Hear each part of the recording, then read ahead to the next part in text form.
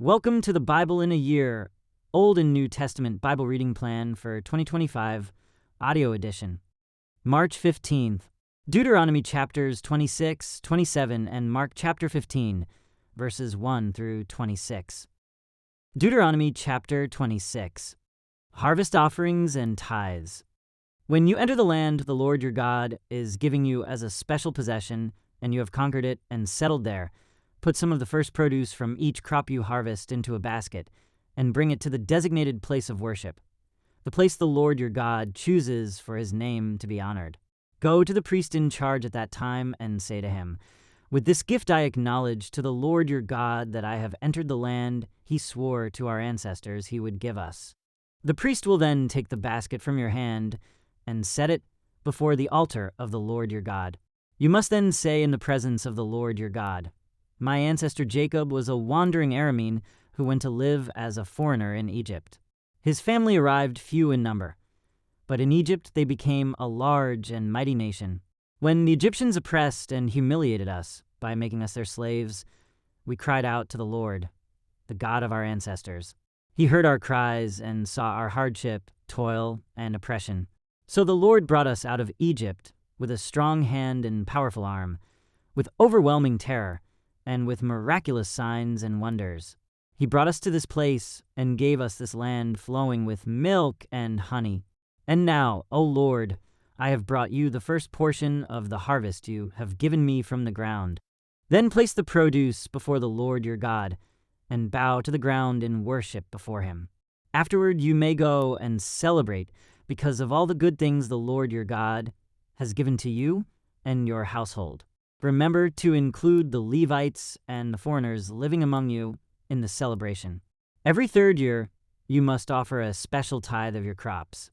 In this year of the special tithe, you must give your tithes to the Levites, foreigners, orphans, and widows, so that they will have enough to eat in your towns. Then you must declare in the presence of the Lord your God, "I have taken the sacred gift from my house and have given it to the Levites, foreigners, orphans, and widows, just as you commanded me. I have not violated or forgotten any of your commands. I have not eaten any of it while in mourning. I have not handled it while I was ceremonially unclean, and I have not offered any of it to the dead. I have obeyed the Lord my God, and have done everything you commanded me. Now look down from your holy dwelling place in heaven, and bless your people Israel, and the land you swore to our ancestors to give us, a land flowing with milk and honey." A call to obey the Lord's commands. Today the Lord your God has commanded you to obey all these decrees and regulations. So be careful to obey them wholeheartedly. You have declared today that the Lord is your God, and you have promised to walk in his ways and to obey his decrees, commands, and regulations, and to do everything he tells you. The Lord has declared today that you are his people, his own special treasure, just as he promised, and that you must obey all his commands. And if you do, he will set you high above all the other nations he has made. Then you will receive praise, honor, and renown.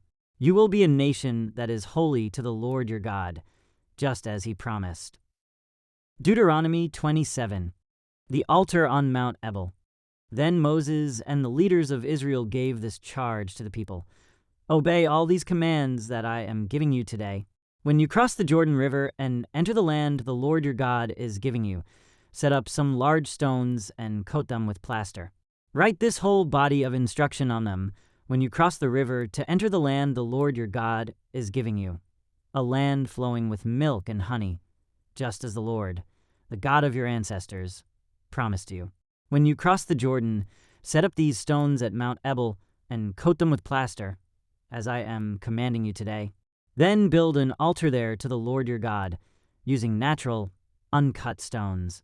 You must not shape the stones with an iron tool. Build the altar of uncut stones, and use it to offer burnt offerings to the Lord your God. Also sacrifice peace offerings on it, and celebrate by feasting there before the Lord your God. You must clearly write all these instructions on the stones coated with plaster." Then Moses and the Levitical priests addressed all Israel as follows: "O Israel, be quiet and listen.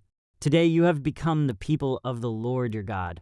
So you must obey the Lord your God by keeping all these commands and decrees that I am giving you today. Curses from Mount Ebal. That same day Moses also gave this charge to the people.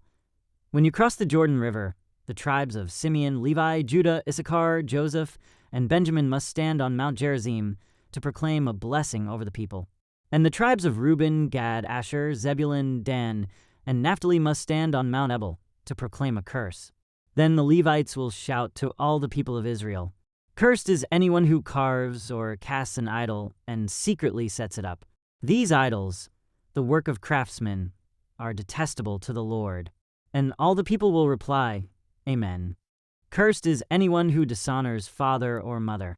And all the people will reply, "Amen." Cursed is anyone who steals property from a neighbor by moving a boundary marker. And all the people will reply, "Amen." Cursed is anyone who leads a blind person astray on the road. And all the people will reply, "Amen." Cursed is anyone who denies justice to foreigners, orphans, or widows. And all the people will reply, "Amen." Cursed is anyone who has sexual intercourse with one of his father's wives, for he has violated his father. And all the people will reply, "Amen." Cursed is anyone who has sexual intercourse with an animal. And all the people will reply, "Amen." Cursed is anyone who has sexual intercourse with his sister, whether she is the daughter of his father or his mother. And all the people will reply, "Amen." Cursed is anyone who has sexual intercourse with his mother-in-law. And all the people will reply, "Amen." Cursed is anyone who attacks a neighbor in secret. And all the people will reply, "Amen." Cursed is anyone who accepts payment to kill an innocent person. And all the people will reply, "Amen." Cursed is anyone who does not affirm and obey the terms of these instructions. And all the people will reply, "Amen." Mark 15, verses 1 to 26. Jesus' trial before Pilate. Very early in the morning, the leading priests, the elders, and the teachers of religious law, the entire high council, met to discuss their next step. They bound Jesus, led him away, and took him to Pilate, the Roman governor. Pilate asked Jesus, "Are you the king of the Jews?" Jesus replied, "You have said it." Then the leading priests kept accusing him of many crimes, and Pilate asked him, "Aren't you going to answer them? What about all these charges they are bringing against you?" But Jesus said nothing, much to Pilate's surprise. Now, it was the governor's custom each year during the Passover celebration to release one prisoner, anyone the people requested. One of the prisoners at that time was Barabbas, a revolutionary who had committed murder in an uprising. The crowd went to Pilate and asked him to release a prisoner as usual. "Would you like me to release to you this king of the Jews?" Pilate asked, for he realized by now that the leading priests had arrested Jesus out of envy. But at this point, the leading priests stirred up the crowd to demand the release of Barabbas instead of Jesus. Pilate asked them, "Then what should I do with this man you call the King of the Jews?" They shouted back, "Crucify him!" "Why?" Pilate demanded. "What crime has he committed?" But the mob roared even louder, "Crucify him!" So to pacify the crowd, Pilate released Barabbas to them. He ordered Jesus flogged with a lead-tipped whip, then turned him over to the Roman soldiers to be crucified. The soldiers mocked Jesus. The soldiers took Jesus into the courtyard of the governor's headquarters, called the Praetorium, and called out the entire regiment.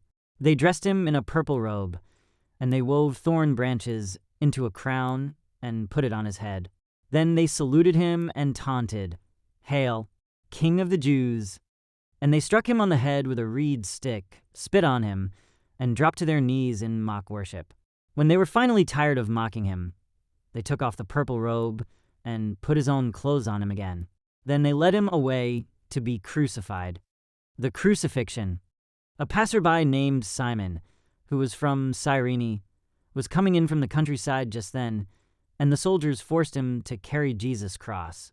Simon was the father of Alexander and Rufus, and they brought Jesus to a place called Golgotha, which means place of the skull.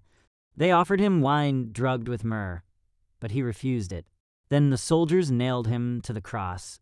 They divided his clothes and threw dice to decide who would get each piece. It was 9 o'clock in the morning when they crucified him. A sign announced the charge against him. It read, "The King of the Jews." Thank you for joining as we read through the Bible in 1 year. This has been day 74.